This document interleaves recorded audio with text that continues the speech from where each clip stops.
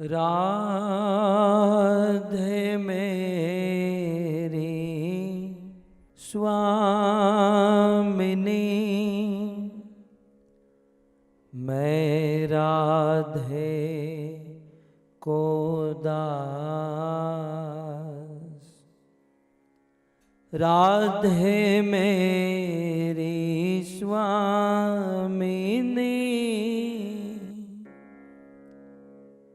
मैं राधे को दास। जन्म जन्म मोहे दीजियो, श्री वृंदावन वास, श्री वृंदावन वास। राधा तू बड़ भागिनी, कौन तपस्या कीन, तीनों लोक के नाथ है, सो तेरो अधीन, सो तेरो अधीन।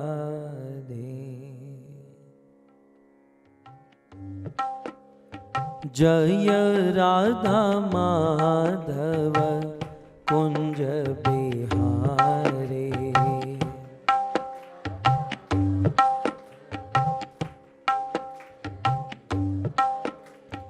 जय राधा माधव कुंज बिहारी।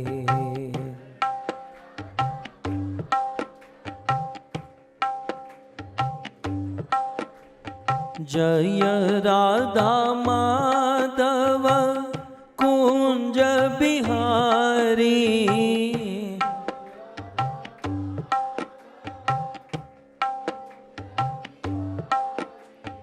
जय राधा माधव कुंज बिहारी।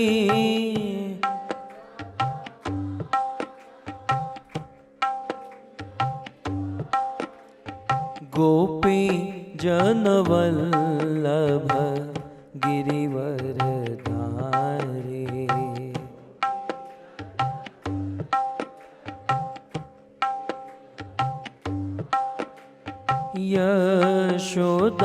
यशोदानंदन ब्रज जन रंजन,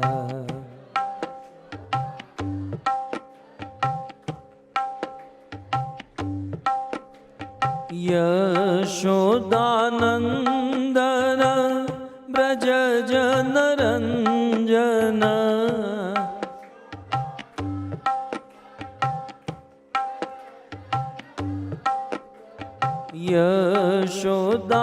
यशोदानंदन ब्रज जन रंजन।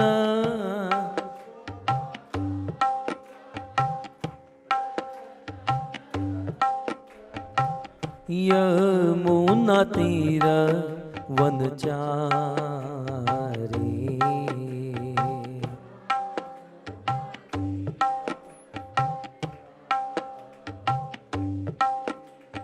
जय राधा माधव कुंज बिहारी।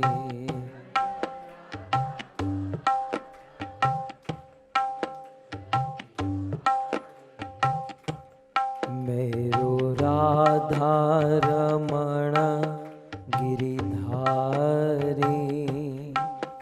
गिरिधारी श्याम बनवारी। मेरो गिरिधारी,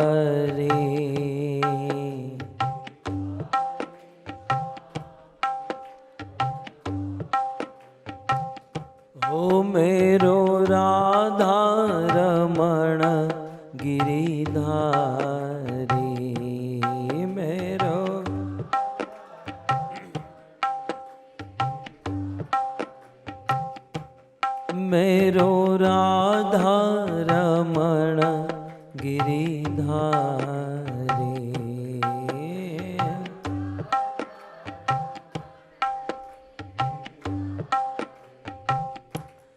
मेरो राधा रमण गिरिधारी,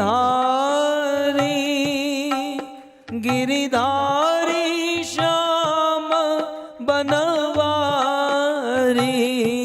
मेरो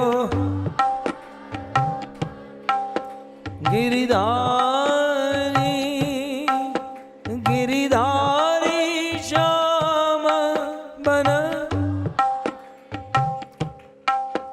गोविंद मेरो है, गोपाल मेरो है।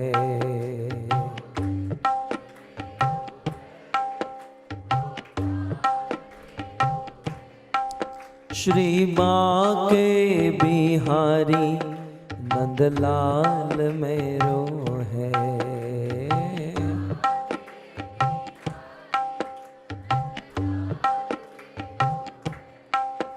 गोविंद मेरो है, गोपाल मेरो है।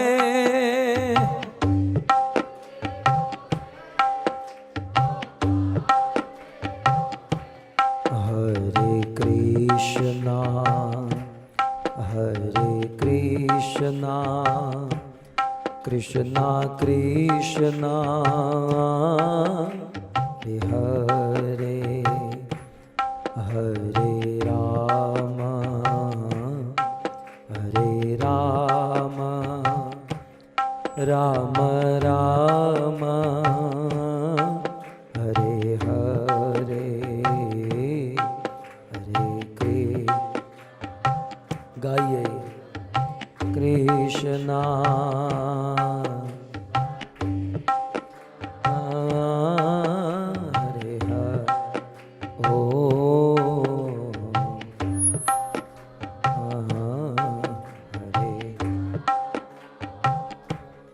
राम राम,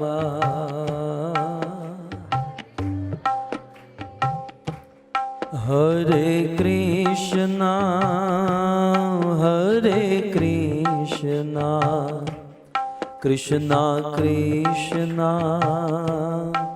हरे हरे, हरे राम, हरे राम, राम राम, हरे हरे,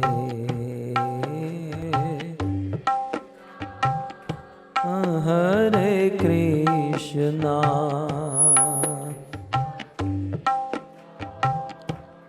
हरे हरे, हरे राम,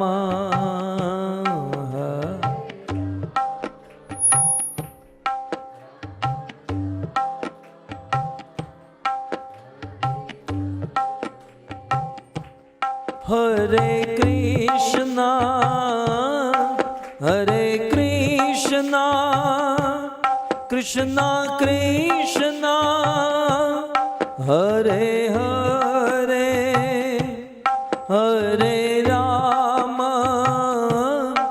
हरे राम, राम राम, हरे हरे, हरे कृष्ण। गाइए प्रेम से, कृष्णा कृष्ण, ओ हरे राम, हरे राम,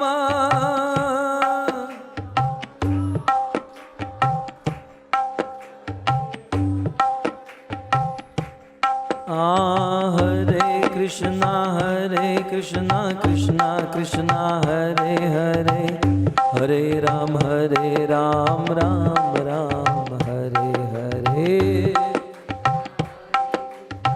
ना कृष्णा हरे हरे, हरे राम, हे हरे कृष्णा, कृष्णा कृष्णा हरे हरे, हरे राम, राम राम हरे हरे,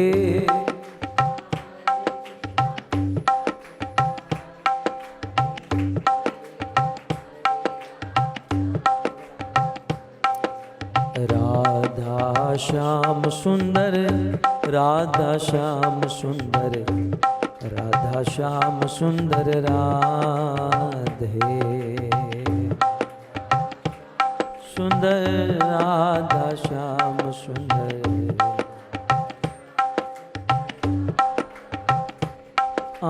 जगन्नाथ जगन्नाथ बलदेव जय सुभद्रा,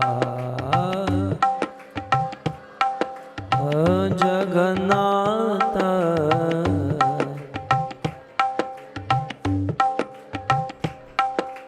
जगन्नाथ स्वामी नयन पथगामी, नयन पथगामी भवतो मे,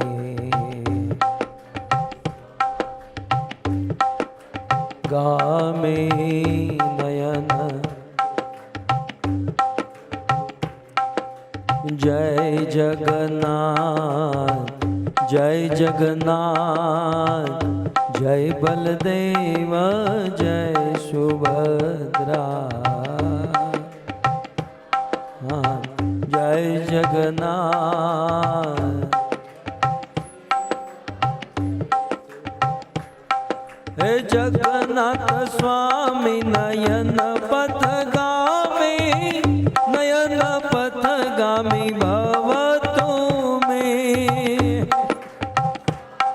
नयन पथगामी नयन। हाँ गौरनिताय जय गौरनिताय, गौरनिताय जय गौरनिताय।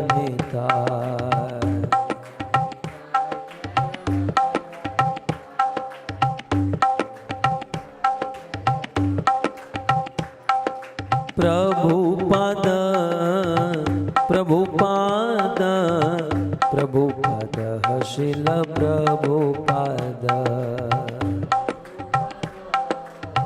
प्रभुपाद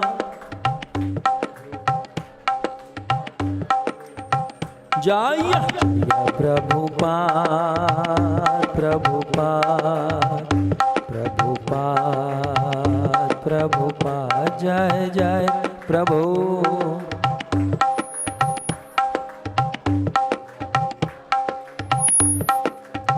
निताय गौर हरि बोल, हरि बोल, हरि बोल, हरि बोल, निताय गौर हरि बोल।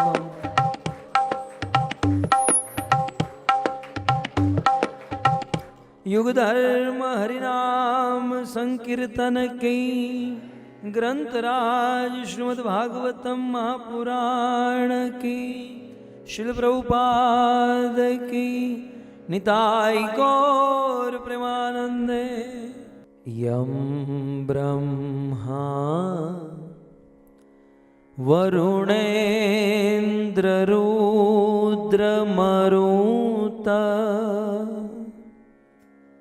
स्तुवन्ति दिव्यैस्तवे, वेदे सांगपद क्रमोपनिषदे,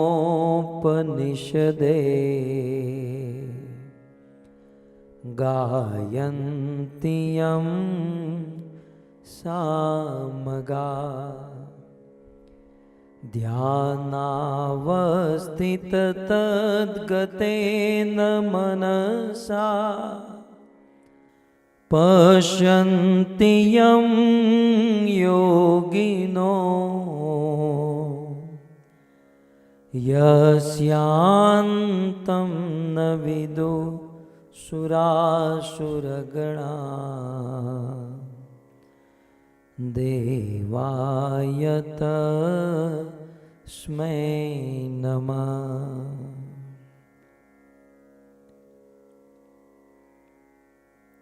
वंशी विभूषितकरा नवनीरदाभा,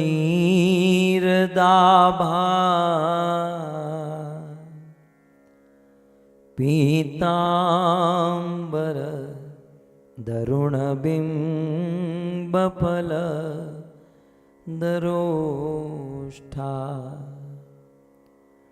पूर्णेन्दुसुन्दरमुखा अरविन्दनेत्रा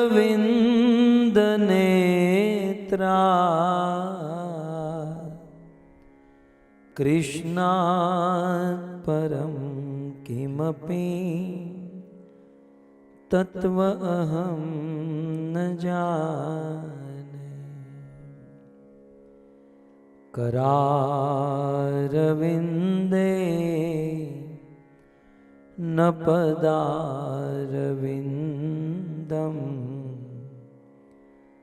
मुखारविन्दे विनिवेशयन्तम्।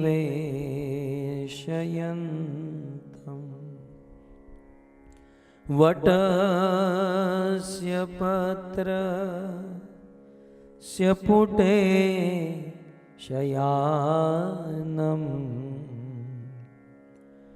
बालं मुकुन्दं मनसा स्मरामि।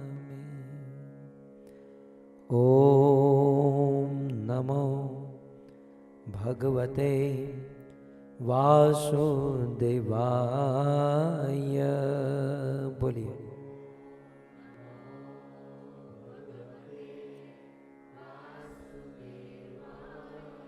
ॐ नमो भगवते वासुदेवाय।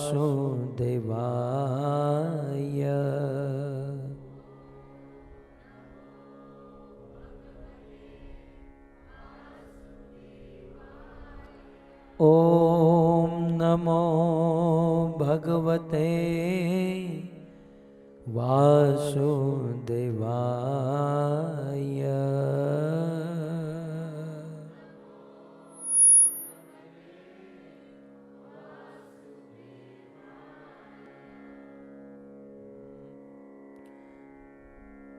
नमः ॐ विष्णुपादाय।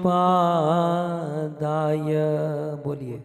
कृष्ण पृष्ठाय भूतले श्रीमते भक्ति वेदांत स्वामी इति नमस्ते सारस्वते गौरवाणी प्रचारिणे निर्विशेष शून्यवादी पाश्चात्यदेशतारिणे पाश्चात्यदेशता। जगद्गुरु श्रील प्रभुपाद की, श्री कृष्णचंद्र भगवान की। उपस्थित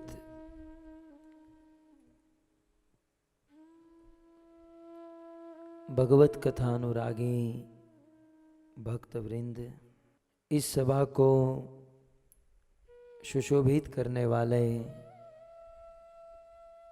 अंतर्राष्ट्रीय कृष्ण भावनामृत संघ, दूर दूर से पधारे हुए अतिथि मेहमान महानुभाव,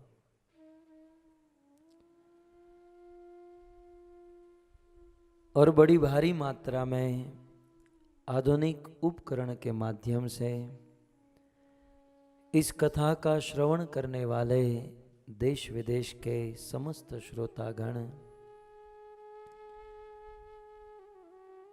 भगवत कथा के इस द्वितीय दिवस में पुनः एक बार आप सब का स्वागत एवं आप सब के चरणों में हमारा प्रणाम। परम सौभाग्य ऑस्ट्रेलिया की इस धरती पर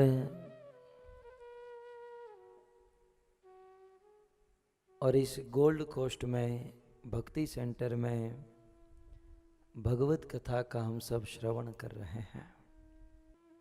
जैसे कि गत सत्र में हम प्रारंभ कर चुके हैं, यह 240वीं कथा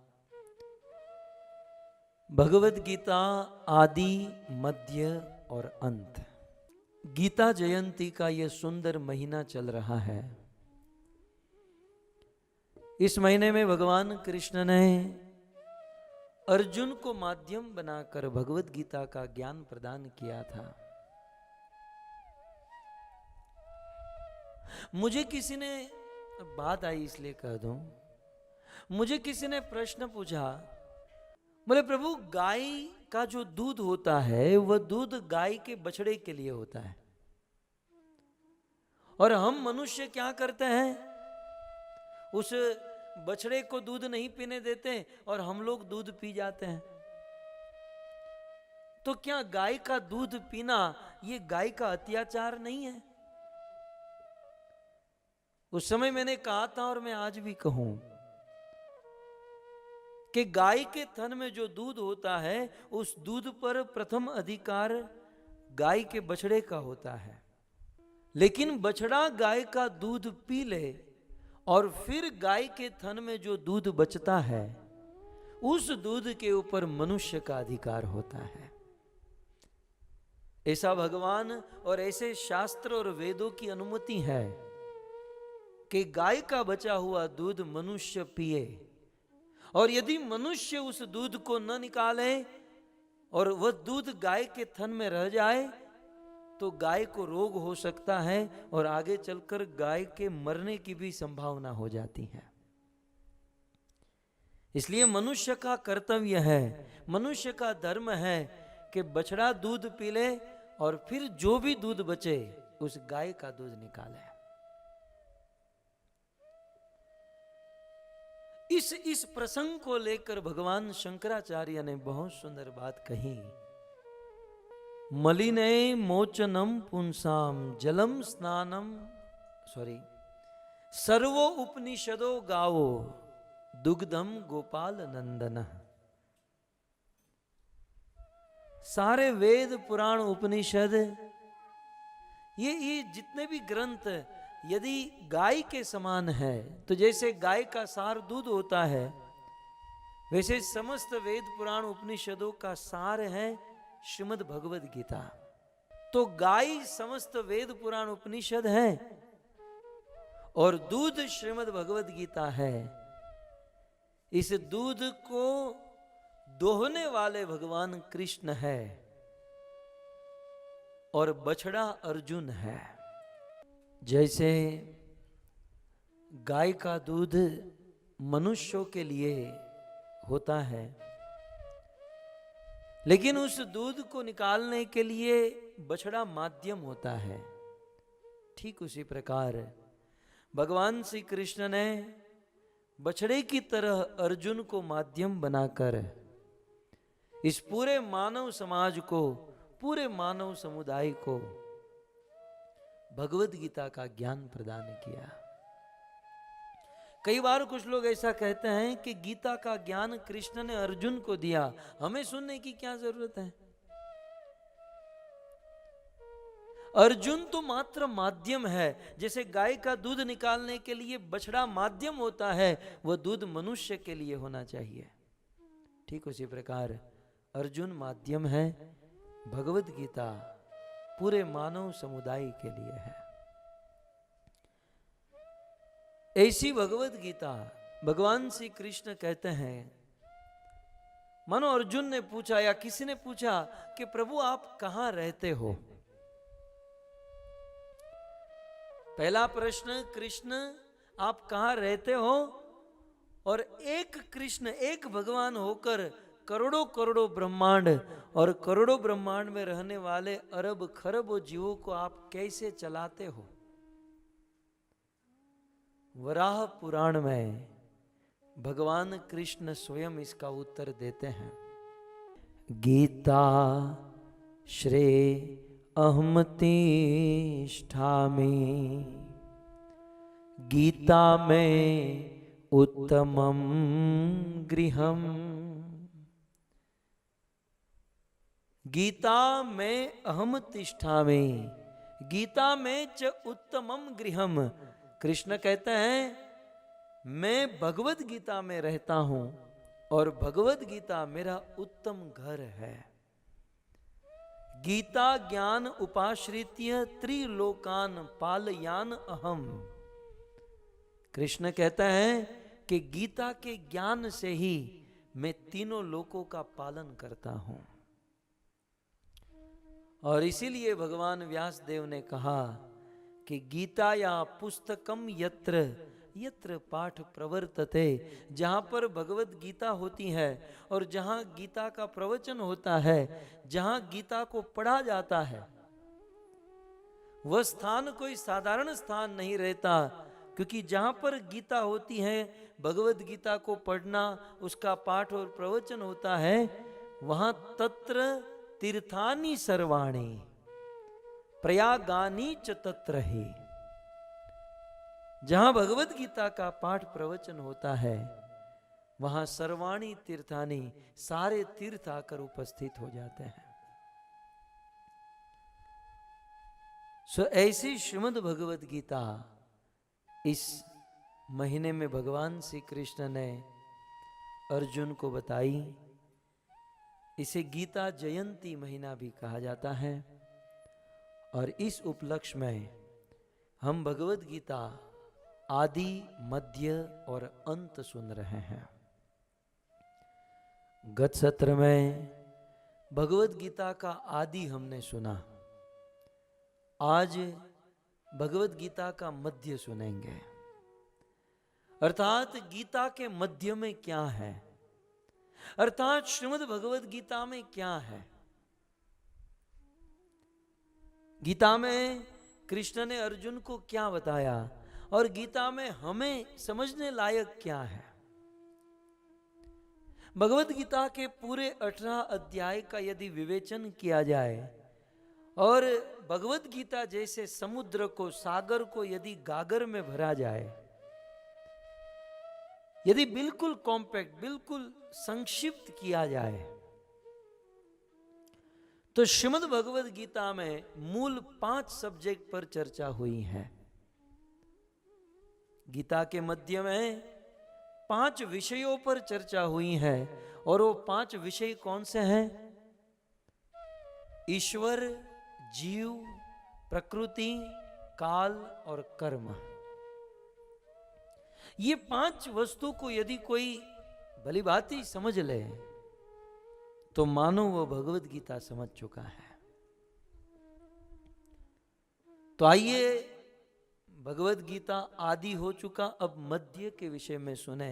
तो सर्वप्रथम हम समझने का प्रयास करेंगे गीता का एक सब्जेक्ट, गीता का एक विषय, और वो विषय है जीव। जीव। और इसे समझने के लिए मैं आपको प्रश्न पूछूं, हु आर यू? आप कौन है? या आप अपने आप को पूछे, हु एम आई? एक फिल्म भी आया था ना, हु एम आई, मैं कौन हूं? कुछ लोग कहेंगे आप पागल हो गए हैं।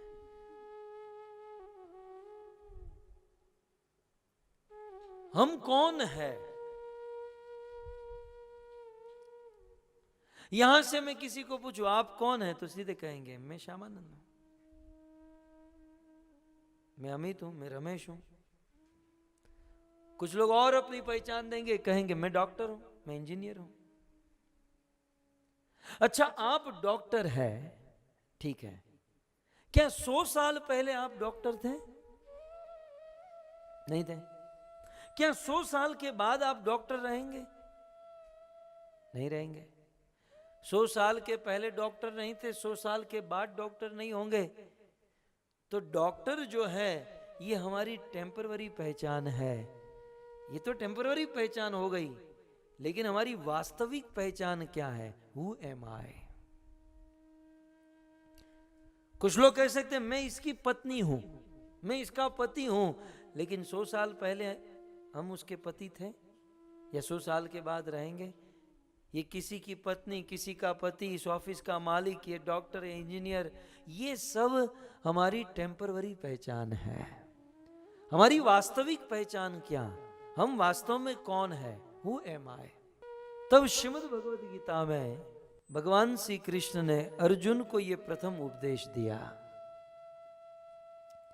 कि हे अर्जुन, हम कौन है? तत्व से यदि देखा जाए तो हम आत्मा है। आत्मा सुनकर कुछ लोग डर जाते हैं कि अब ये हॉरर फिल्म शुरू होने वाला है? हमारे भारत में आत्मा एक सीरियल आती थी, हॉरर सीरियल हुआ करती थी। ये आत्मा, हम कौन? हम आत्मा है। ये हमारी वास्तविक पहचान है। हम कौन है? बोलिए, कौन है? आत्मा है। कल आपको कोई पूछे who are you? I am atma, I M soul. हम आत्मा है। अब भारत में जिसका जन्म हुआ उसे तो ये ज्ञान होना ही चाहिए, लेकिन दुख की बात यह है कि होता क्या है, आत्मा के विषय में ज्ञान है नहीं है। हम अपने आप को ये शरीर मानते हैं। हम ये शरीर को मैं मानते हैं, ये शरीर मैं हूं। हम लोग हमारी पहचान इस शरीर से देते हैं कि मैं ये शरीर हूं, लेकिन याद रहे ये शरीर मैं नहीं हूं, मैं आत्मा हूं और ये शरीर मेरा है। बड़ी छोटी सी बात है, लेकिन इस छोटे से अज्ञान से ही बहुत बड़े अज्ञान की इमारत खड़ी हो जाती है। सो हम ये शरीर नहीं है, हम आत्मा है। और इसके बहुत सारे प्रमाण एक साधारण बुद्धि से हम समझ सकते हैं। हम शरीर नहीं, हम आत्मा हैं, कॉमन सेंस के द्वारा हम समझ सकते हैं। एक बार शिल प्रभुपाद किसी गार्डन में बैठे थे, ध्यान से सुनिए, इमेजिन कीजिए। एक लड़का प्रभुपाद के पास आया। प्रभुपाद ने कहा कि बेटा ये शर्ट किसकी है? तो उस लड़के ने कहा ये शर्ट मेरी है। प्रभुपाद ने कहा इसका अर्थ यह है ये शर्ट तुम्हारी है, इसका मतलब यह है कि तुम और ये शर्ट दोनों अलग पर्सनालिटी हैं। फिर प्रभुपाद ने कहा कि ये मोबाइल किसका है? उस बच्चे ने कहा मेरा है। तो इसका अर्थ यही हुआ कि मैं और मोबाइल ये दोनों अलग चीज है ना? ये माला किसकी है? मैं कहूं मेरी माला है, इसका अर्थ हुआ मैं और माला अलग है। प्रभुपाद ने कहा ये हाथ किसका है? उस बच्चे ने कहा हाथ मेरा है, मतलब मैं और ये हाथ दोनों अलग हो गया। प्रभुपाद ने कहा ये बॉडी, ये शरीर किसका है? बोले ये शरीर मेरा है, मतलब मैं और शरीर दोनों अलग हो गया। जैसे मोबाइल मेरा है, इसका अर्थ मैं और मोबाइल अलग चीज है, वैसे शरीर मेरा है तो मेरा, मैं कहने वाला कौन है? वो है आत्मा। हम कहते हैं कि शरीर मेरा है, तो ये मैं जो है वो आत्मा है, और आत्मा ने ये शरीर धारण करके रखा है। आप चेतना के द्वारा समझ सकते हैं कि हम ये शरीर नहीं, हम आत्मा है। कई बार हमारे भारत में ट्रेन में जगह नहीं होती तो अपने मित्र को गोद में बिठा लेते हैं। अब एक बंदा किसी के गोद में बैठा है 5 मिनट 10 मिनट आधा 1 घंटा ठीक है, लेकिन फिर वो थक जाएगा। लेकिन आप लोग 3-3 घंटे तक चेयर पर बैठते हो, क्या चेयर थक जाती है? नहीं थक जाती। हम किसी फुटबॉल को लात मारेंगे तो दूर जाकर गिरेगा, और वही लात आप नीचे उतरकर किसी आदमी को मारिए, तुरंत रिजल्ट मिलेगा, रिबाउंस होकर आएगा, है ना? क्यों? एक बॉल को आपने मारा, पटका, उसे कुछ नहीं हुआ, और किसी आदमी को मारा तो उसे लगा।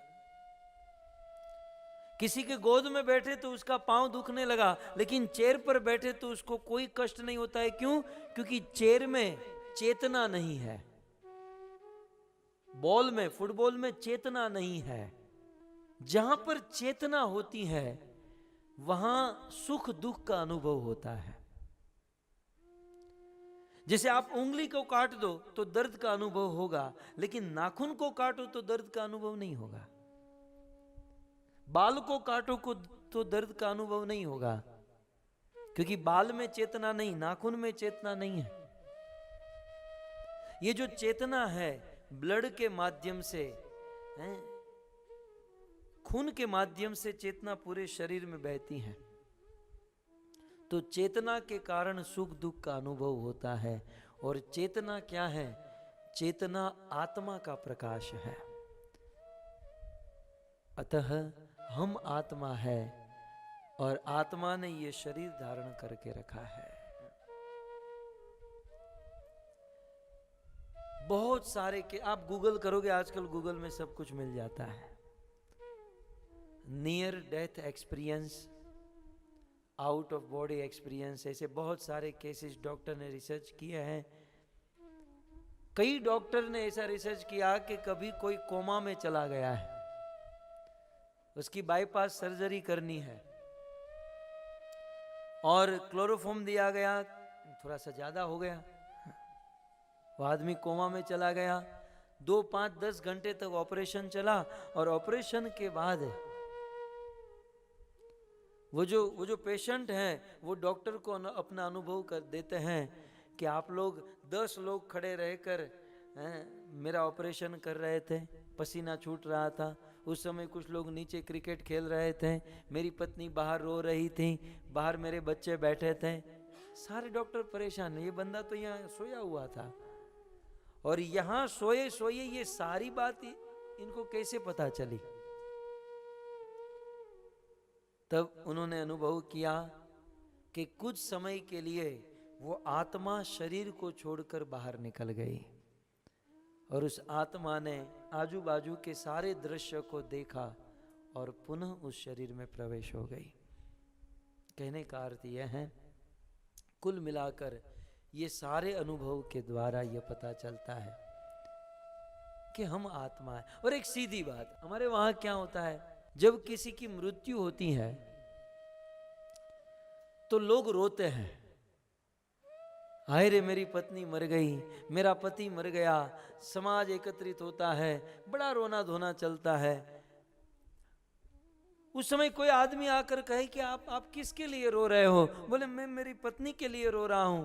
बोले पत्नी तो यहां पर तो है, तुम्हारे सामने ही तो सोई हुई है, वही आंख, वही कान, वही हाथ, वजन करो तो 50 ग्राम कम भी नहीं मिलेगा, वही लाश जो सोई। बोले नहीं मेरी पत्नी चल बसी, मेरी पत्नी चली गई, चल बसी। बोले कहां चल बसी, कहां चली गई? यहां तो सोई हुई है, तुम जिसके लिए रो रहे हो वो तो यहीं पर है। फिर भी हम रोते हैं और क्या कहते हैं कि वो चल बसे, वो चले गए। तो जो चला गया वो कौन है? वो है आत्मा। और हम लोग शरीर के लिए नहीं रोते, शरीर तो यही होता है। शरीर में रही हुई आत्मा जब शरीर को छोड़कर चली जाती है तब हम रोते हैं, और जब आत्मा निकल जाती है तो शरीर काम करना बंद कर देता है। तो इस प्रकार हमारी वास्तविक पहचान जीवेर स्वरूप है। ये जीव जो है, हम लोग जो है भगवान के अंश हैं, आत्मा है। भगवद गीता में कृष्ण ने यह भी कहा कि जब भी आप किसी को देखो तो उनके अंदर 10 तत्व का दर्शन करो। किसी भी व्यक्ति के अंदर 10 तत्व हैं। एक तो ये बॉडी, ये शरीर 5 वस्तु से बना है, पृथ्वी, जल, अग्नि, वायु और आकाश। ये हमारा शरीर जो है पृथ्वी का परिवर्तन है। हम जो अन्न खाते हैं, जो भी खाते हैं, वो अल्टीमेटली पृथ्वी से आता है और पृथ्वी का परिवर्तन होता है मांस के रूप में। हमारा शरीर जल से बना हुआ है। ये ब्लड सर्कुलेशन आदि जो भी होता है वो जल के कारण, 70% जल है। तो हमारा शरीर पृथ्वी, जल और अग्नि, हमारे शरीर में अग्नि है, टेम्परेचर है कि जो हम खाते हैं वो अग्नि के द्वारा गर्म होता है। सो पृथ्वी, जल, अग्नि, वायु, हमारे शरीर में वायु है। और आकाश। हमारे शरीर में स्पेस है, स्पेस होने के कारण ये शब्द निकल रहे हैं। तो यह शरीर पंच महाभूत से बना है और इस शरीर में और 5 वस्तु है। वो है मन, बुद्धि, अहंकार। अब गिनिएगा, 5 तो हो गया। ये शरीर बना है 5 वस्तु से और ये 5 स्थूल भौतिक वस्तु है। अन्य 3 भौतिक लेकिन सूक्ष्म वस्तु है और वो है मन, बुद्धि और अहंकार। हमारे शरीर के अंदर मन है और वो मन सूक्ष्म है। जैसे स्थूल वस्तु को पकड़ा जा सकता है लेकिन मन को पकड़ नहीं सकते, वो बड़ा सूक्ष्म है। और मन क्या करता है? Thinking, feeling and willing. ये जो सुख दुख का अनुभव, आपको कोई थप्पड़ मारे तो दुख कहां होता है? कभी आपने सोचा? कोई हमको गाली देता है तो किस पार्ट को प्रॉब्लम होती है? कोई हमको गाली दे, थप्पड़ मारे तो प्रॉब्लम कहां होती है? केवल एक जगह पर, और वो है मन। यदि मन ठीक है तो कोई प्रॉब्लम नहीं है। मन एक ऐसी नदी है जिसमें विचार बहते रहते हैं। और कलयुग के जीवों में अच्छे नहीं, बुरे विचार ज्यादा बहते हैं।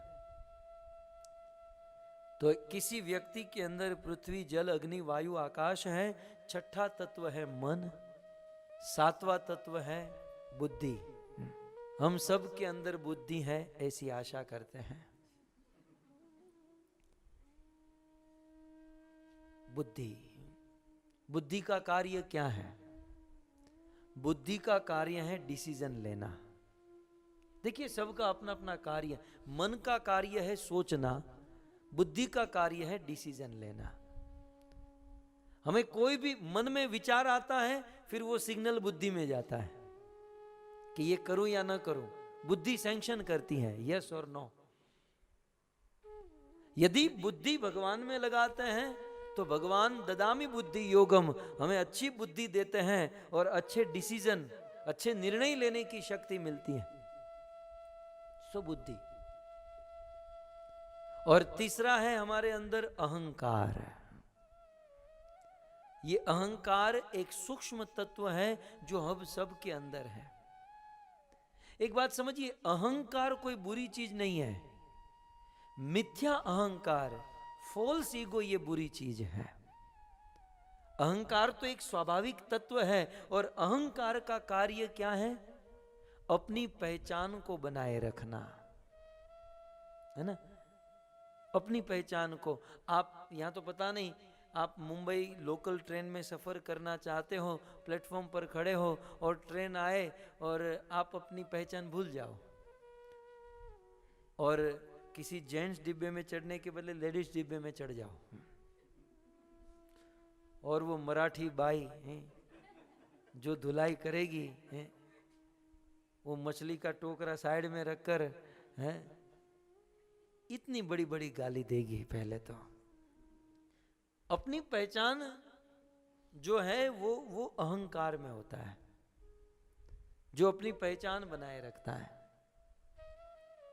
और जो अपनी वास्तविक पहचान बनाकर रखे उसे अहंकार कहते हैं। लेकिन जो अपनी पहचान वास्तविक नहीं जानते और अपने आप को संसार का कोई स्वामी, संसार का कोई मालिक, ये वो समझता है, उसे मिथ्या अहंकार कहते हैं, फॉल्स ईगो। तो पृथ्वी, जल, अग्नि, वायु, आकाश 5, 6ठा है मन, 7वां है बुद्धि, 8वां है अहंकार। ये हो गए भौतिक तत्व। और 9वां तत्व है आत्मा, जिसकी हमने चर्चा की, जो हमारी पहचान, जो हम है। अब सुनिए, भागवत में लिखा है कि ये 9 चीज होने पर भी ये शरीर काम नहीं करता है। ब्रह्मा जी ने ये सारी डिजाइन करके सब कुछ रेडी कर दिया और अपने अपने कर्म के अनुसार आत्मा को फिट कर दिया, लेकिन फिर भी जब ये एक्टिवेट नहीं हुआ तब ब्रह्मा ने भगवान को बुलाया, प्रभु ये एक्टिवेट नहीं हो रहा है। तब भगवान शिरोदक्षाई विष्णु करोड़ों स्वरूप में एक्सपांड हुए और परमात्मा के रूप में प्रत्येक जीव के हृदय में प्रवेश किए। और जब परमात्मा जीवात्मा के हृदय में आए तब परमात्मा से आत्मा को शक्ति मिली और आत्मा से पूरे शरीर में शक्ति मिली और ये शरीर चलायमान हुआ। परमात्मा से आत्मा को शक्ति मिलती है और आत्मा से शरीर को शक्ति मिलती है और ये शरीर चलायमान होता है। तो हमारे शरीर में शरीर को कार्यान्वित करने वाला तत्व है परमात्मा। इसलिए हमारे वहां कहते हैं ना कि भगवान की इच्छा के बिना पत्ता भी नहीं हिलता। इसका कारण यह है कि परमात्मा यदि चाहे तो आत्मा कुछ नहीं कर सकती। आत्मा ही परमात्मा को शक्ति देती है और परमात्मा ही आत्मा को शक्ति देती है और आत्मा के द्वारा शरीर चलता है। प्रॉब्लम यह है कि परमात्मा आत्मा को शक्ति देते हैं कुछ अच्छा काम करने के लिए, ईश्वर से प्रेम करने के लिए, सदाचरण करने के लिए, लेकिन परमात्मा के द्वारा दिया गया पावर, तेज, शक्ति आत्मा के द्वारा गलत इस्तेमाल किया जाता है और इसीलिए जीव दुर्गति में फंस जाता है। तो इन 10 तत्वों से भगवान कृष्ण ने भगवत गीता में बताया कि इन 10 तत्वों से यह शरीर बना है।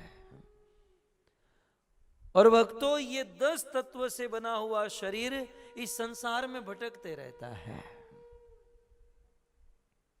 अनेकों प्रकार की योनि में। कभी आत्मा को गाय का शरीर मिलता है, कभी गधे का शरीर मिलता है, कभी कुत्ता बनता है आत्मा, कभी बंदर बनता है। इसलिए सबके गुण हम सबके अंदर हैं। थोड़ा थोड़ा रह जाता है ना पिछले जन्म का, भटकते रहता है।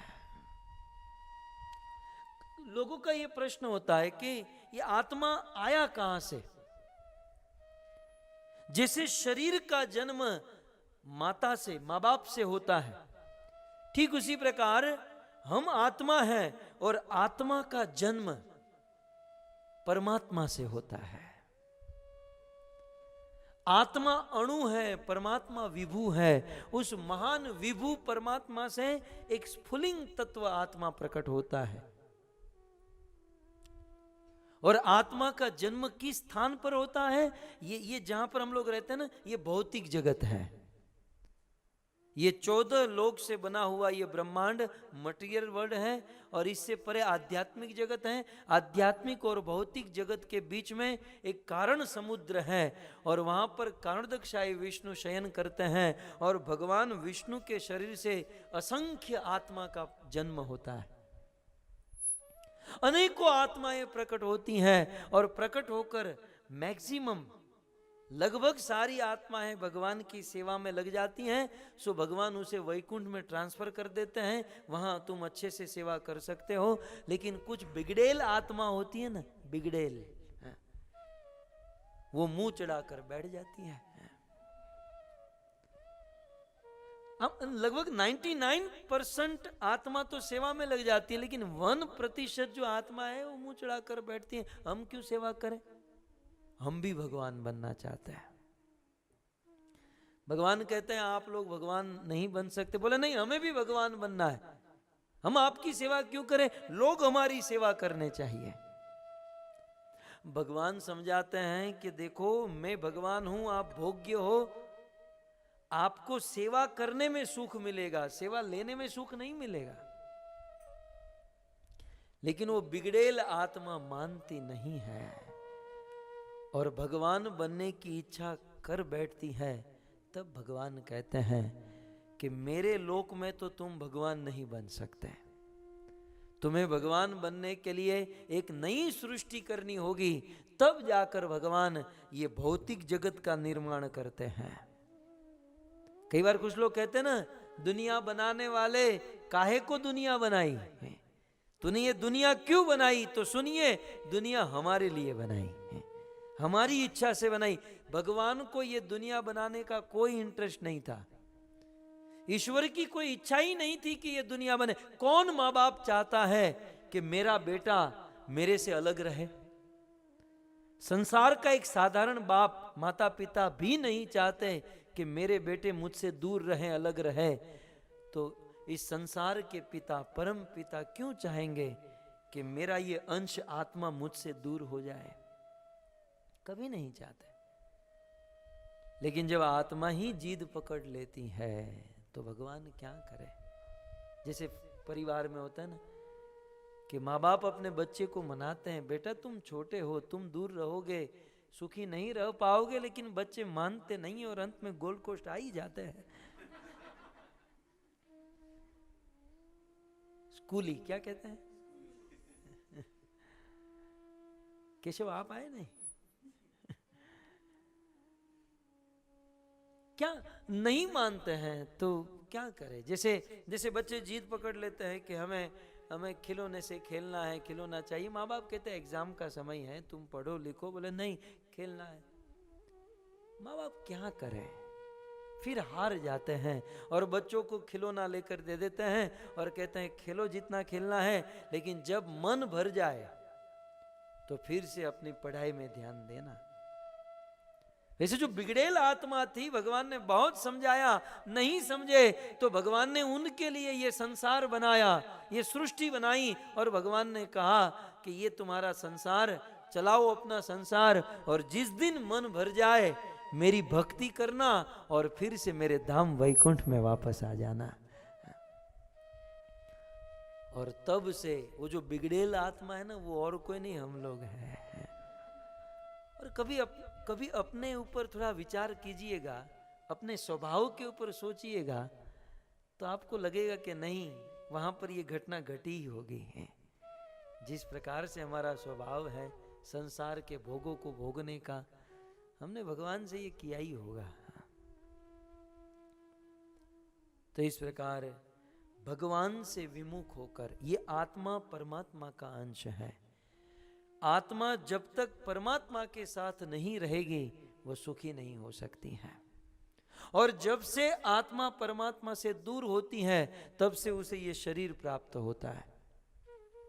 और जब तक ये शरीर, हमारे पंच महाभूत से बना हुआ शरीर हमारे साथ है, हम दुखी होते रहेंगे। कुछ लोग कहते हैं ना कि मैं दुखी हूं, मुझे ये दुख है, ये दुख है, ये दुख है। वास्तव में हम खुद ही नहीं जानते हमारा दुख क्या है। तत्व से यदि देखा जाए तो हमारा वास्तविक दुख ये शरीर है। वास्तविक प्रॉब्लम ये शरीर है, क्योंकि शरीर व्याधि मंदिरम सतसंधि जर्जरम, ये शरीर रोगों का घर है और ये शरीर ही दुर्गति का कारण है। और जब तक ये शरीर रहेगा हम लोग भटकते रहेंगे।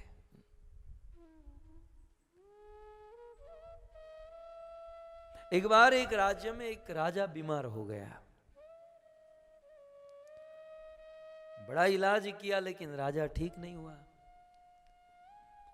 एक बहुत बड़े वैद्य आए, राजा का हाथ देखा और राजा के मंत्री को कहा कि देखो एक उपाय है।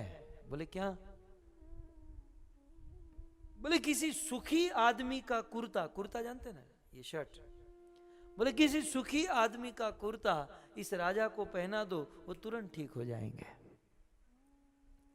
मंत्री ने सोचा इतने इलाज किए फिर भी ठीक नहीं हुआ और सुखी आदमी का कुर्ता पहना देने से ठीक हो जाएगा? बोले बिल्कुल। मंत्री ने अपने सारे सैन्यों को भेजा, जाओ और जल्द से जल्द कोई सुखी आदमी का कुर्ता लेकर आओ। सारे सैनिक दसों दिशा में गए। कुछ समय के बाद वापस लौटे निराश होकर कि हम राज्य में घूमे लेकिन सुखी आदमी कोई नहीं मिला। वैसे पहले पूछते थे हाउ आर यू, कैसे हो? बोले मजे में, फाइन। लेकिन 5 मिनट खड़े रहो तब पता चले बंदा कितना दुर्गति में है, कितनी प्रॉब्लम में है। कोई सुखी नहीं। मंत्री ने कहा कोई तो होगा। खुद घोड़े के ऊपर बैठा सवार होकर गया और नदी किनारे पर उसने एक दृश्य देखा कि एक आदमी गमछा पहनकर नौका में बैठकर गमछा घुमा घुमा कर गाना गा रहा था। मंत्री को लगा कि ये आदमी सुखी है। उस मंत्री ने दूर से बुलाया, जरा यहां निकट आओ। नजदीक आया, बोले तुम गाना गा रहे हो, आनंद से मौज कर रहे हो, तुम सुखी हो? बोले बिल्कुल सुखी हूं। बोले कोई प्रॉब्लम तो नहीं? बोले कोई प्रॉब्लम नहीं, मैं बहुत सुखी हूं। मंत्री ने कहा कि हम आपको ही खोज रहे थे, जल्दी आपका कुर्ता हमको दे दो। उस आदमी ने इतना ही कहा कि कुर्ता नहीं है मेरे पास, इसीलिए तो सुखी हूं। दुनिया में जितने कुर्ते वाले हैं सब दुखी हैं। अर्थात कुर्ता और कोई नहीं, ये हमारा शरीर है। जब तक ये शरीर है हम दुखी रहेंगे। हमारे दुख का कारण ये शरीर है। कभी मनुष्य, कभी ये, कभी वो, अलग अलग भिन्न भिन्न प्रकार के शरीर हमको मिलते रहते हैं। जब तक पांच महाभूत से बने हुए देह को त्याग कर हम हमारे वास्तविक डेस्टिनेशन प्लेस पर वापस नहीं लौटेंगे, तब तक दुखी होते रहेंगे। इसलिए हमारा वास्तविक स्वरूप है, हम आत्मा है, और आत्मा का प्रमुख धर्म है परमात्मा की सेवा करना, भगवान की सेवा करना। यह आत्मा का धर्म है। हमारा क्या है ना, हम सोचते हैं कि मैं दुखी हूं, और दुख को दूर करने के लिए हम बड़ी मेहनत करते हैं।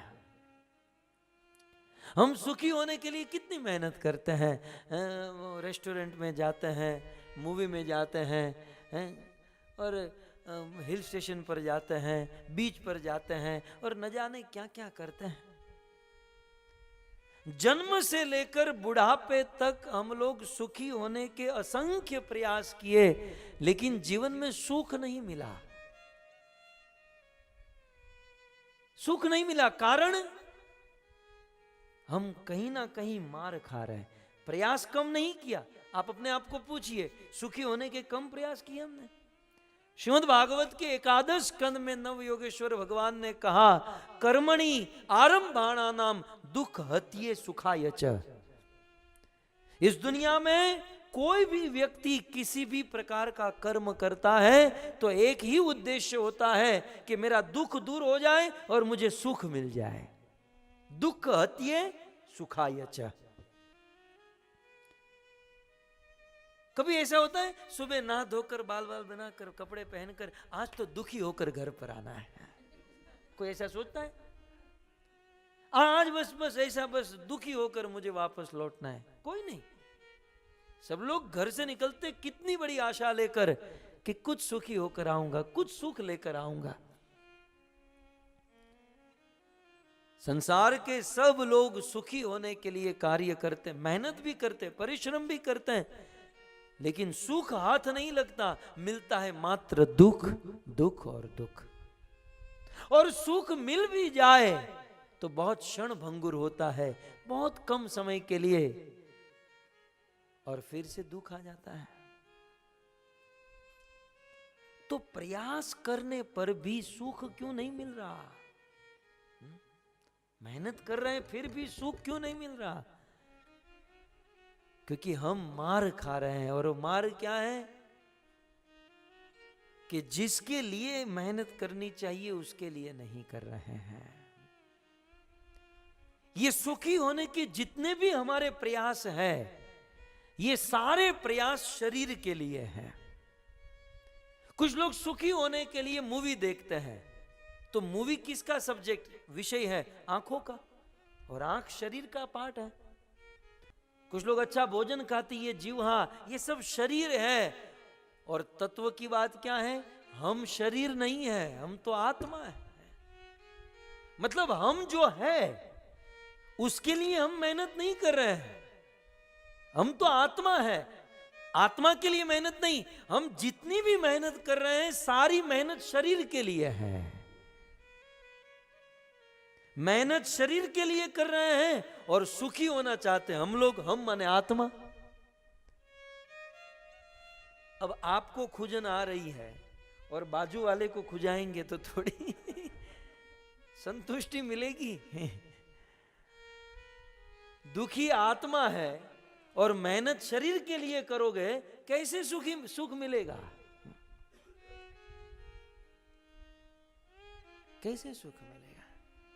एक दृष्टांत से समझ सकते हैं कि एक आदमी अपने घर पर एक तोता पैरोट लेकर आया, पिंजरे में बंद था। अब देखा कि वो तोता रो रहा है। वो आदमी सोचा कि ये तोता लोहे के पिंजरे में है ना, इसलिए रो रहा है।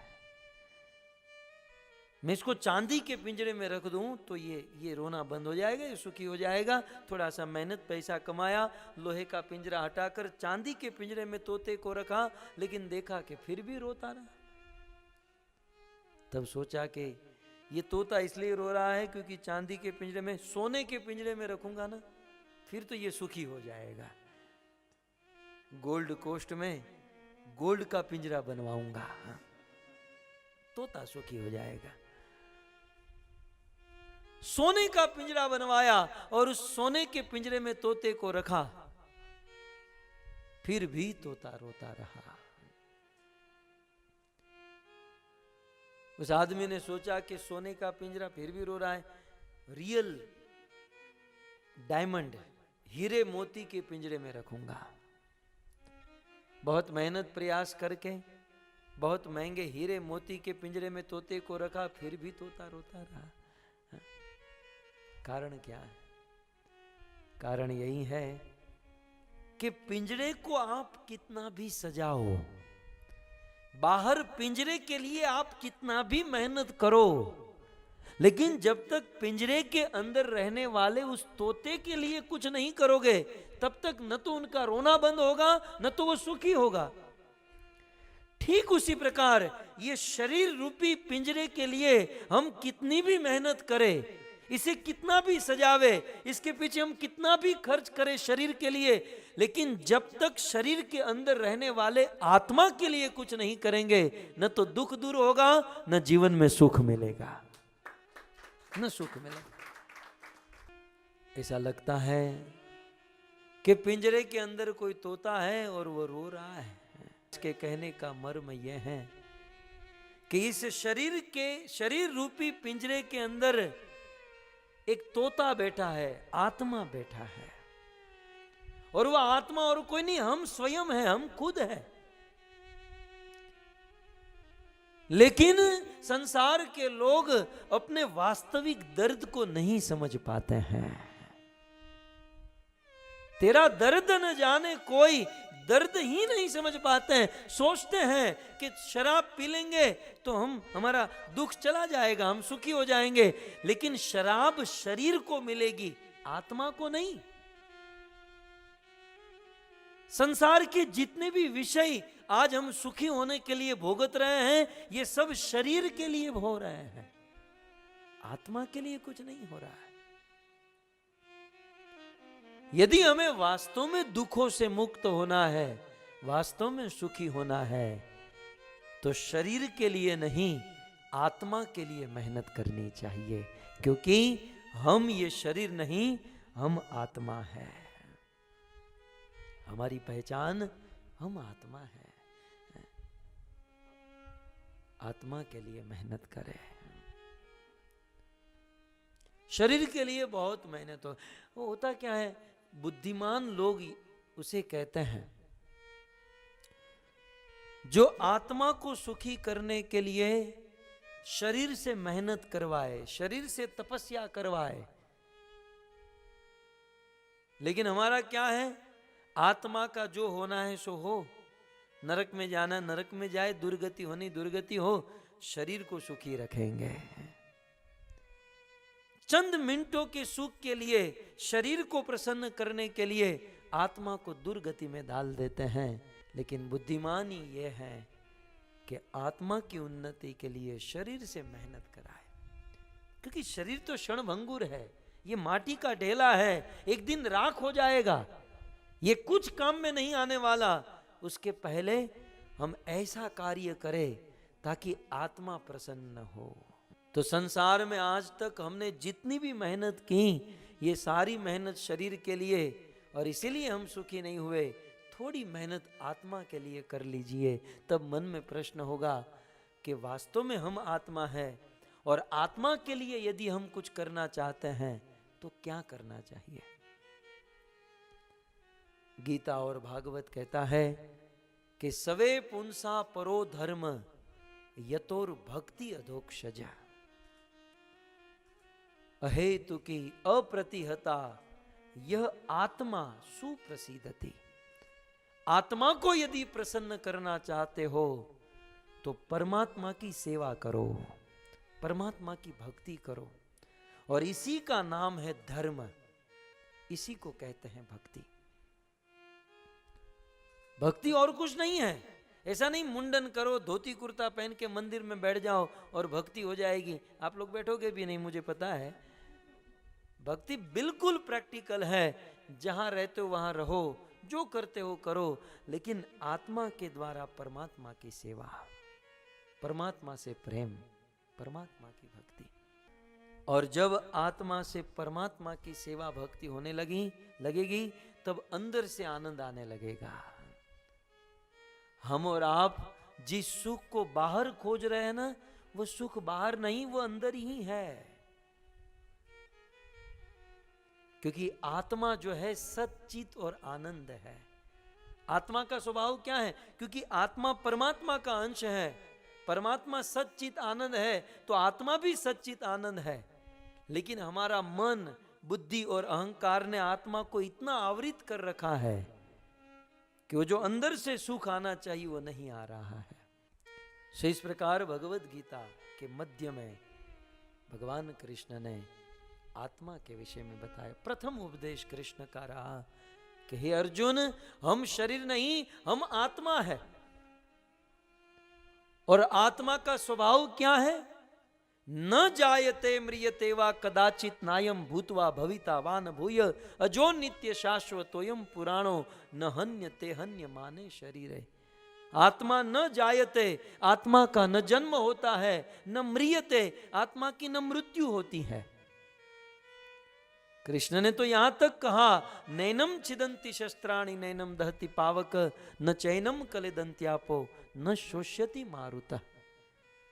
शस्त्र के द्वारा आत्मा को काटा नहीं जा सकता, पानी के द्वारा भिगोया नहीं जा सकता, हवा के द्वारा सुखाया नहीं जा सकता, अग्नि के द्वारा आत्मा को जलाया नहीं जा सकता। क्योंकि अच्छेदोयम दाह्योयम क्लेदोषोष्यैवच नित्य सर्वगत स्थाणु अचल अयम सनातन। आत्मा अटल है, अचल है, सनातन है, नित्य है। इतने इतने गुण हैं हमारे, क्योंकि हम आत्मा है। लेकिन हम इस आत्मा के ज्ञान को भूलकर, हम हमारी वास्तविक पहचान को भूलकर इस शरीर को ही मैं मान लेते हैं और रात दिन इस शरीर के लिए ही मेहनत करते रहते हैं। इसलिए इस संसार से कुछ नहीं पा सकते हैं। थोड़ी मेहनत, थोड़ा परिश्रम आत्मा के लिए करें, जीवन धन्य हो जाएगा। तो ये है भगवत गीता का प्रथम। तत्पश्चात भगवत गीता में दूसरे तत्व का वर्णन हुआ और वो है काल। भगवत गीता में समय का वर्णन किया गया कि समय किसे कहते हैं। वैसे समय की घड़ी तो आप सब जानते हैं कि 60 सेकंड होती है तो कितना 1 मिनट होता है, ठीक है। ऐसी 60 मिनट जब होती है तो 1 घंटा होता है। जब 1 घंटा समाप्त होता है, जब ऐसे 12 घंटे समाप्त होते हैं तो दिन, और 24 घंटे में 1 दिन समाप्त होता है। ऐसे 30 दिन बीतते हैं तो 1 महीना, ध्यान से सुनिएगा। ऐसे 12 महीने बीतते हैं तो 1 साल। ऐसे 4,32,000 वर्ष बीतते हैं तो एक कलयुग समाप्त होता है, एक युग। फिर 8,64,000 वर्ष बीतते हैं तो द्वापर युग समाप्त होता है। 12,96,000 वर्ष बीतते हैं तो त्रेता युग समाप्त होता है। त्रेता युग 12,96,000 और 17,28,000 वर्ष बीतते हैं तब सतयुग समाप्त होता है।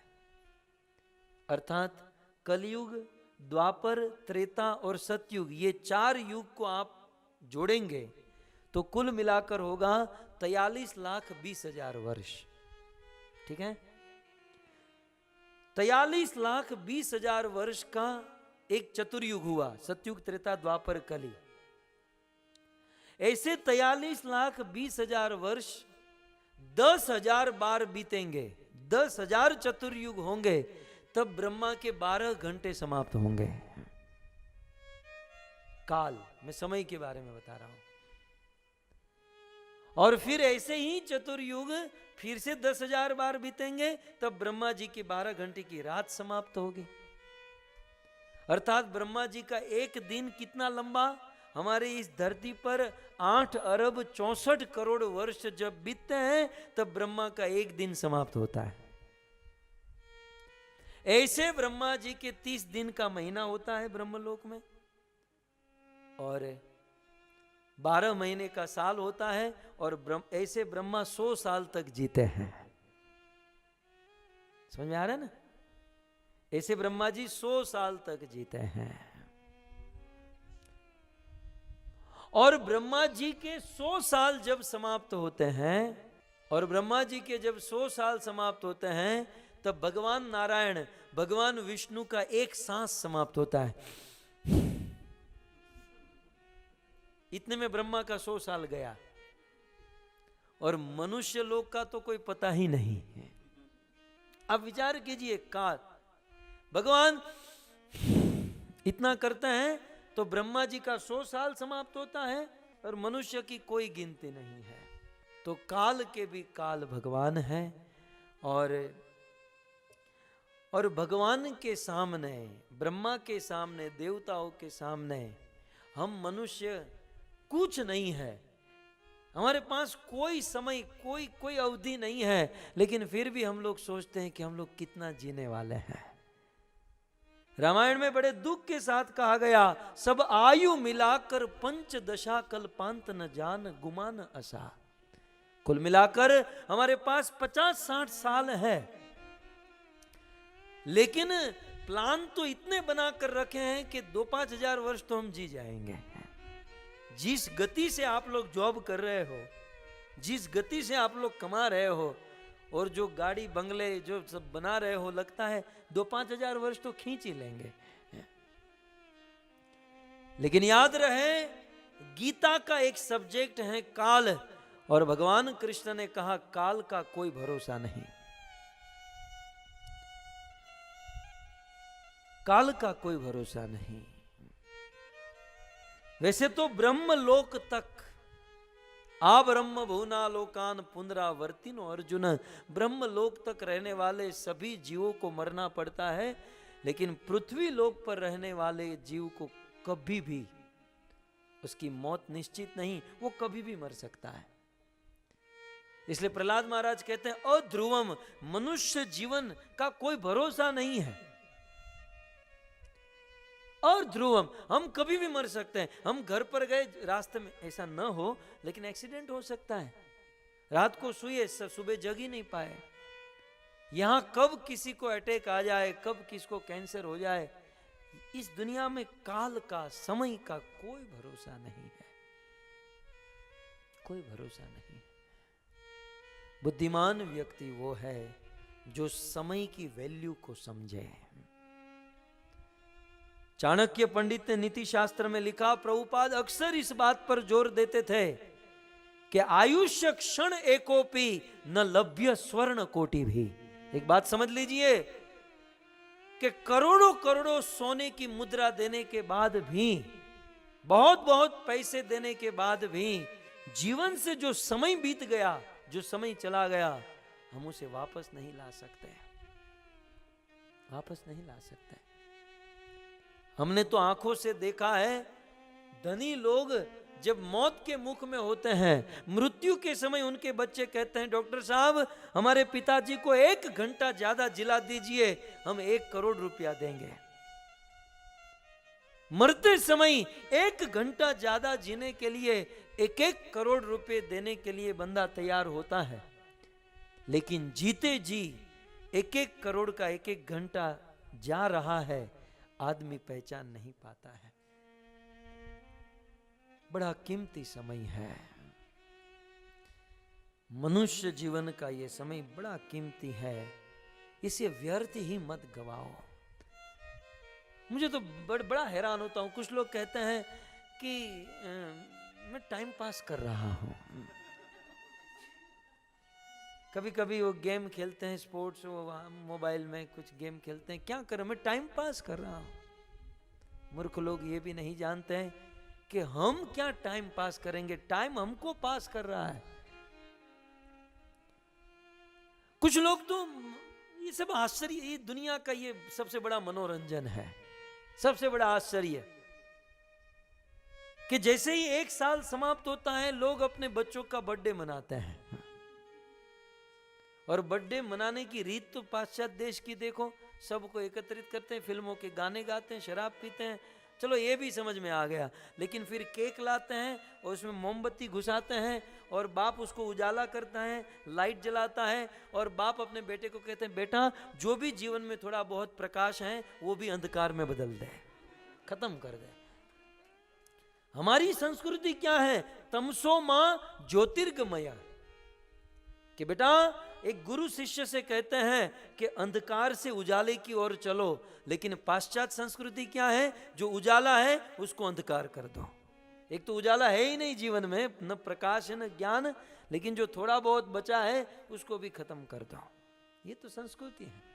और फिर अपने जन्मदिन की बधाई मनाते हैं, खुशियां मनाते हैं, लेकिन वास्तव में ये दुख की बात है कि हमारे इस अमूल्य जीवन से 1 साल कम हो गया।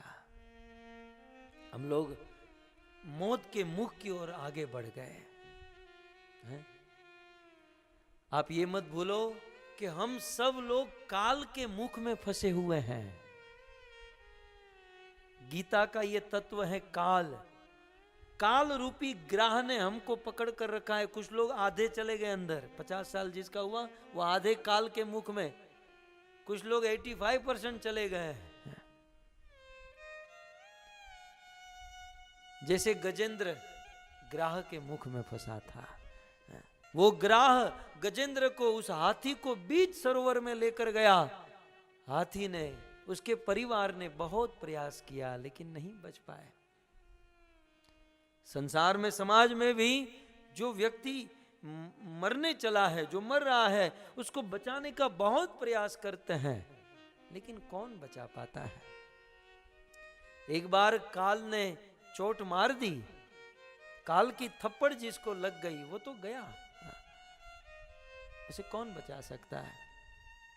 इसलिए बुद्धिमान व्यक्ति वो है जो काल को समझे, काल की महिमा को समझे और उस काल में भगवान का स्मरण करे। भगवत गीता में अर्जुन ने कहा कि कृष्ण आप कौन, तब भगवान कहते हैं कालोस्मि, हे अर्जुन मैं काल हूं और लोक क्षय कृतम प्रवृत्तम। सो जीवन का यह महत्वपूर्ण समय काल भगवान के भजन में लगाना चाहिए, राम और कृष्ण की भक्ति करने में डालना चाहिए, नहीं तो ये जीवन बहुत बड़ा धोखा बनकर रह जाएगा। यक्ष ने युधिष्ठिर को 100 प्रश्न पूछे, उनमें से एक यह था, किम आश्चर्यम, धर्मराज इस दुनिया में सबसे बड़ा आश्चर्य क्या है। युधिष्ठिर महाराज ने कहा, अहनि अहनि भूतानि गच्छन्ति यमालयम शेषास्थावरनि इच्छन्ति किम आश्चर्यम यतः परम। दुनिया के लोग देखते हैं कि हजारों लोग एक दिन में मर रहे हैं, हमसे छोटे बड़े ऊपर नीचे आजू बाजू रहने वाले सब लोग मर रहे हैं, लेकिन आश्चर्य की बात यह है कि जो जी रहा है वो एक बार भी ये नहीं सोचता कि मुझे भी एक ना एक दिन मरना है। सबसे बड़ा आश्चर्य है।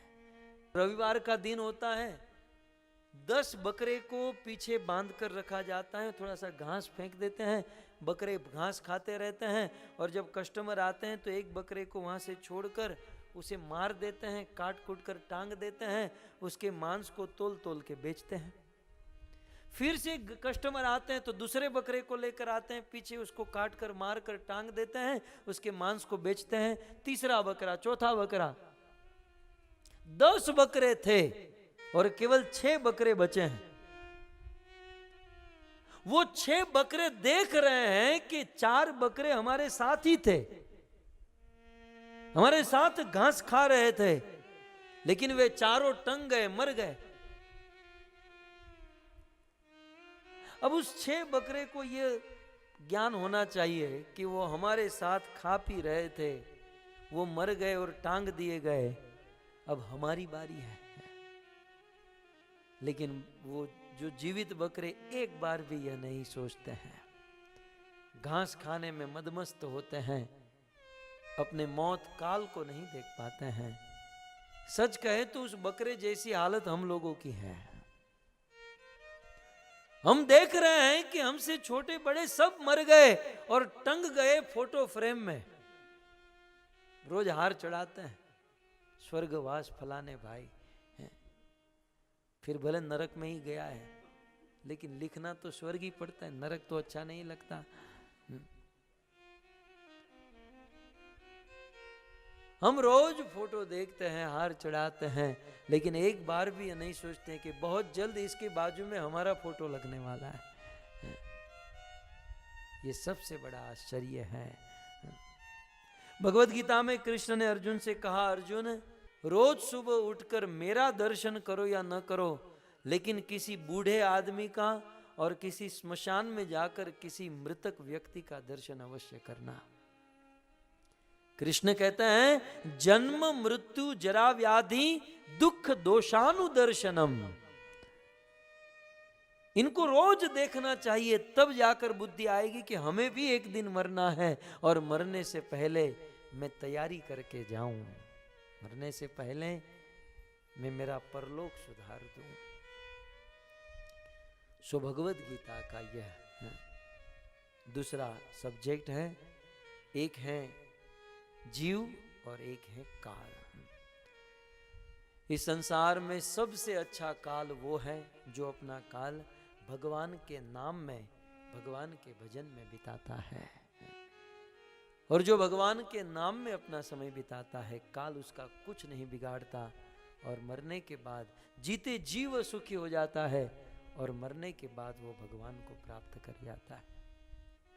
सो गीता के अगले सब्जेक्ट पर मैं जाऊं, उसके पहले 2 मिनट हरिनाम संकीर्तन करें और फिर हम अगले सब्जेक्ट पर जाए। भाव से, प्रेम से खड़े होकर, गाते हुए, नाचते हुए। हरे कृष्णा हरे कृष्णा कृष्णा हरे राम हरे राम राम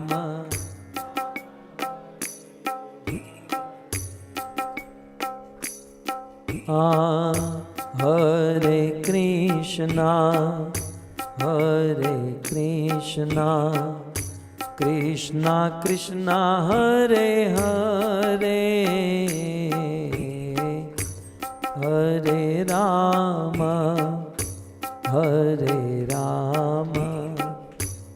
राम राम हरे हरे।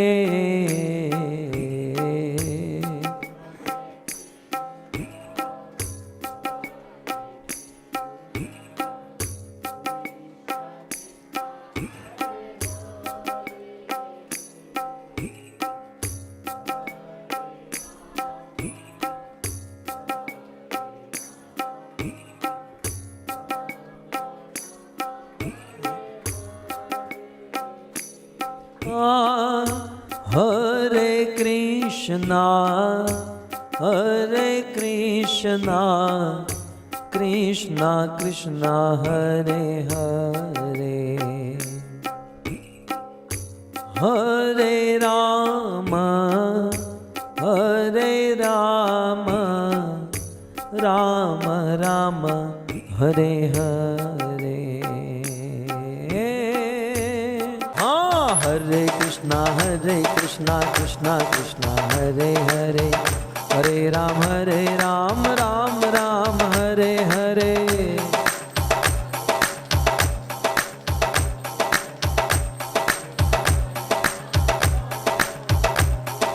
हरे कृष्णा कृष्णा कृष्णा हरे हरे राम राम राम हरे हरे।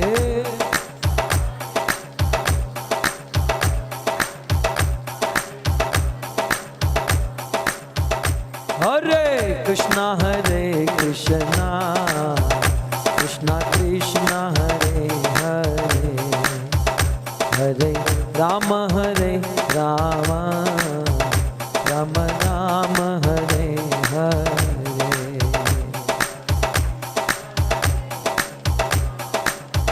भाव से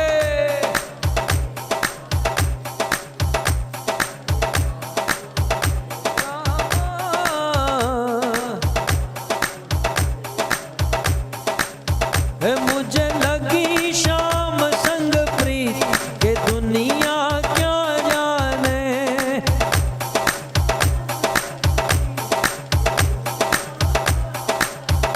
मुझे मिल गया मन का मीत, ये दुनिया क्या जाने।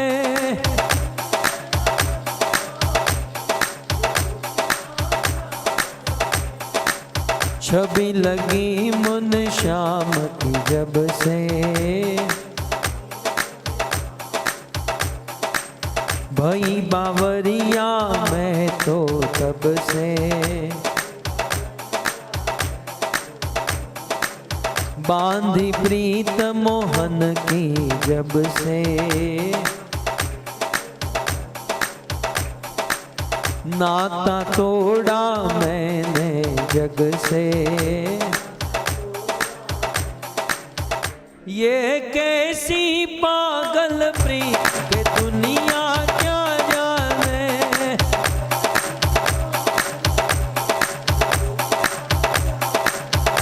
मुझे लगी शाम संग प्रीत के दुनिया क्या जाने।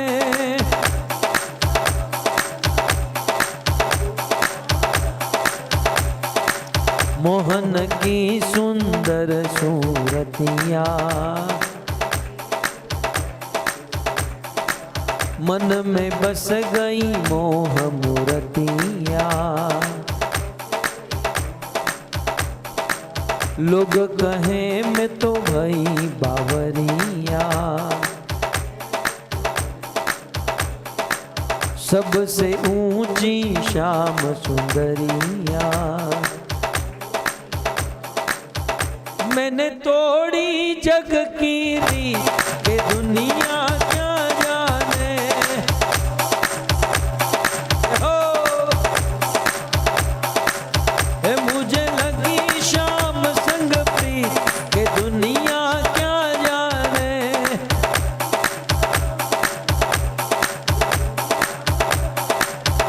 मुझे मिल गया मन का मीत, ये दुनिया क्या जाने।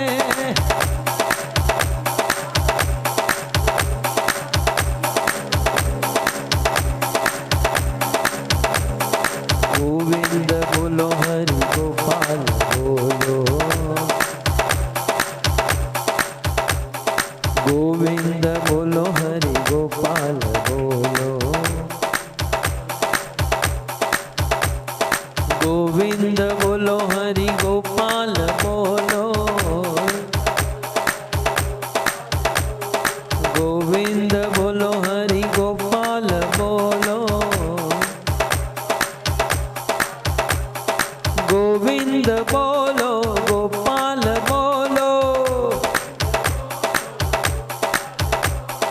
गोविंद बोलो गोपाल बोलो।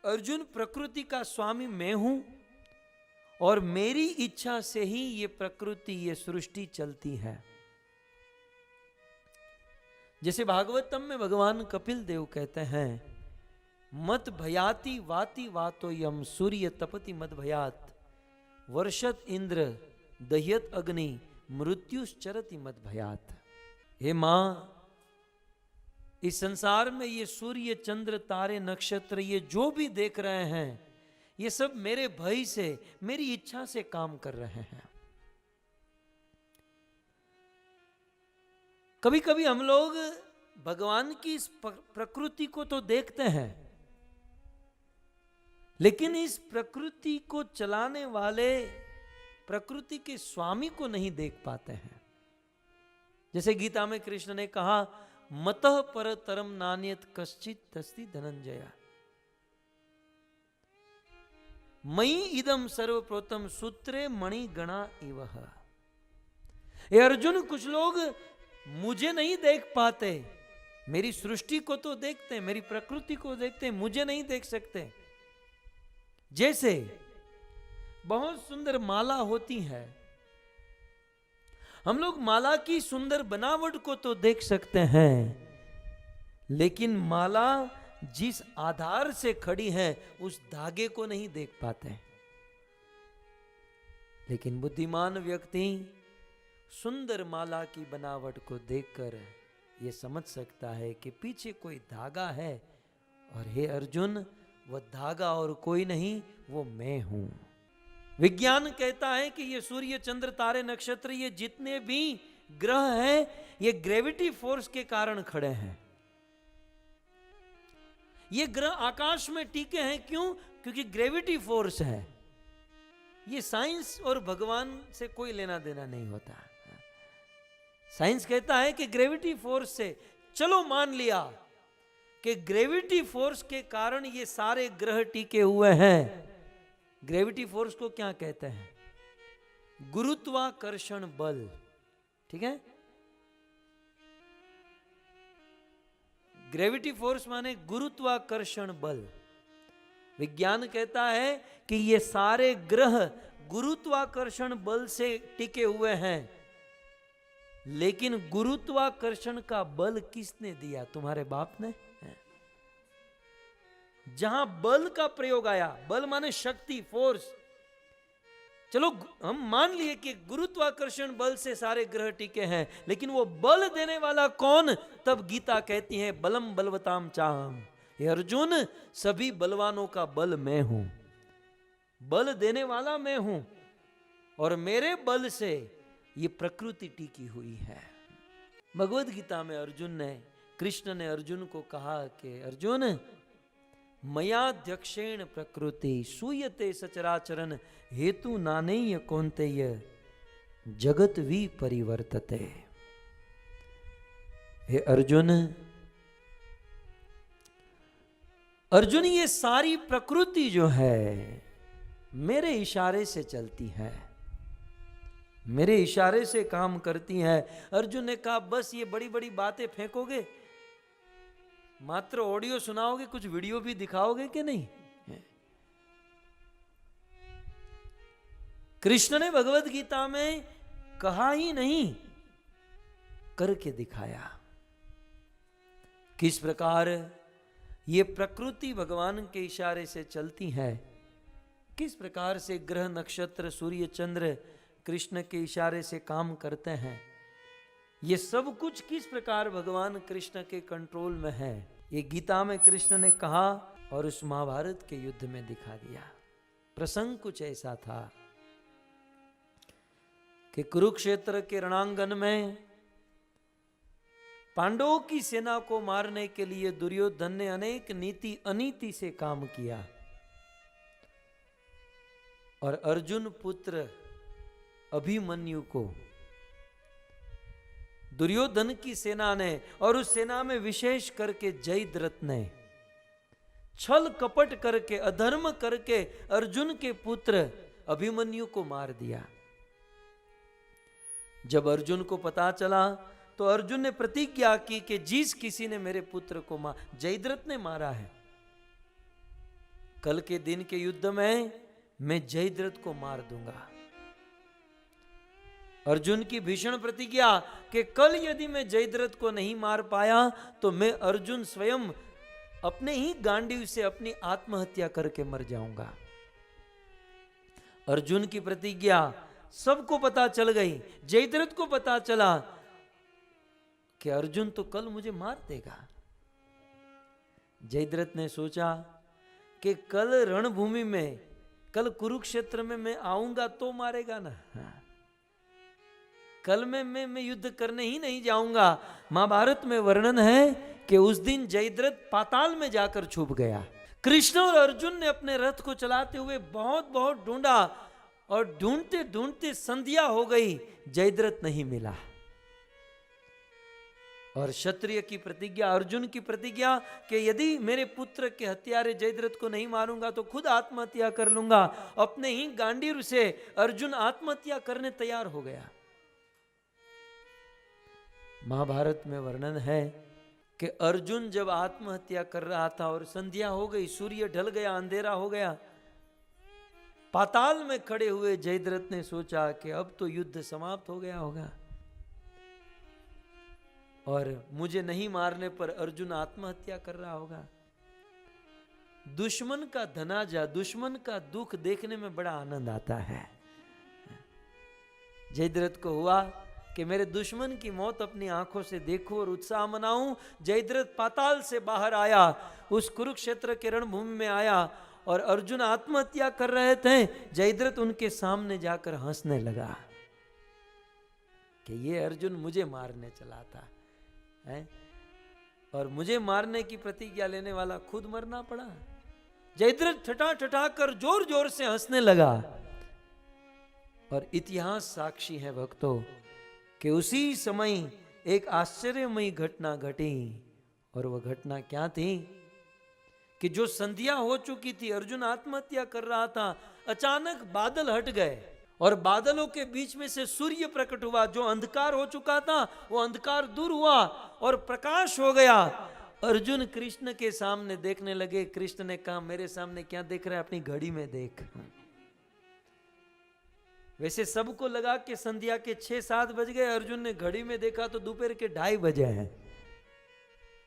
कृष्ण ने कहा कि अर्जुन, मैंने क्या कहा था भगवत गीता में, मया दक्षिण प्रकृति सुयते सचराचरण, ये सूर्य चंद्र तारे मेरे इशारे से काम करते हैं। अर्जुन, जयद्रथ को निकालने के लिए मैंने सूर्य को इशारा किया था और मेरे इशारे से सूर्य अस्त हो गया था। और जब जयद्रथ बाहर निकला तो फिर से मैंने इशारा किया और सूर्य अपने स्थान पर आकर खड़ा रह गया। अर्जुन, संध्या नहीं हुई, दोपहर के 2:30 बजे हैं और दुश्मन तुम्हारे सामने है। उठाओ गांडीव और जयद्रथ का वध कर दो। गांडीव उठाया और अर्जुन ने जयद्रथ को मार दिया। लेकिन यह साबित हो गया कि ये प्रकृति जो है कृष्ण के इशारे से काम करती है। तो इस प्रकार भगवत गीता का एक सब्जेक्ट है प्रकृति। और प्रकृति माने ये सृष्टि। प्रकृति के बहुत सारे अर्थ होते हैं। प्रकृति का एक अर्थ यदि ये सृष्टि समझे, ये सृष्टि भी भगवान की प्रकृति है, तो इस प्रकृति के स्वामी भगवान है। इसलिए एक बात याद रखिए, इस प्रकृति की कोई भी वस्तु हम यूज करते हैं तो सबसे पहले भगवान को अर्पण करनी चाहिए। हम क्या है ना, सारी वस्तु प्रकृति से ले रहे हैं और उन वस्तु का भोग यदि हम भगवान को दिए बिना हम लोग भोग भोगेंगे तो हम चोर माने जाएंगे। वो चोरी है, वो पाप है। भगवान को भोग खिलाए बिना हम खाते हैं, गीता में कृष्ण कहते हैं वो पाप खा रहा है। भूंगते ते तु अघम पापा ये पचंती आत्म कारणात्, वो पाप खा रहा है। तो प्रकृति के स्वामी भगवान कृष्ण है और हमें इस प्रकृति को देखकर भगवान को समझना चाहिए कि जब भगवान की प्रकृति सृष्टि इतनी सुंदर है तो वो भगवान कितने सुंदर होंगे। जब भगवान की एक छोटी सी प्रकृति, ये समुद्र इतना गंभीर, इतना सुंदर, तो ईश्वर कैसा होगा? ईश्वर के बनाया हुआ फूल इतना सुंदर, सूर्य चंद्र इतने सुंदर, तो वो कैसा होगा? प्रकृति के द्वारा हम भगवान को समझ सकते हैं। यह है प्रकृति। और प्रकृति का दूसरा अर्थ होता है स्वभाव। भगवान की प्रकृति है ये नेचर, ये संसार, और हमारी प्रकृति है हमारा स्वभाव। और हमारा स्वभाव डिपेंड करता है हमारे कर्म के ऊपर। हम जैसे कर्म करते हैं ऐसा हमारा स्वभाव बनता है। तो कैसा कर्म करने से कैसा स्वभाव बनेगा, ये कथा हम कल सुनेंगे। हरे कृष्णा।